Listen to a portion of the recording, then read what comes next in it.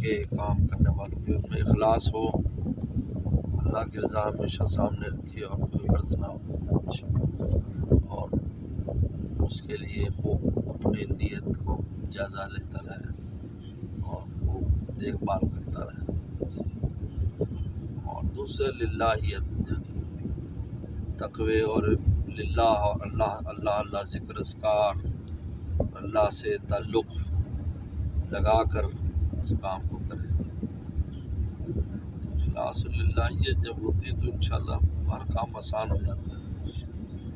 جو ہمارے کام تم اپنی، چونکہ ہمارے کام عبادت ہے، یہ جب عبادت ہے تو ان پر تو عبادت میں تو اخلاص فرض ہے، جیسے ہر عبادت میں نیت اخلاص فرض ہے۔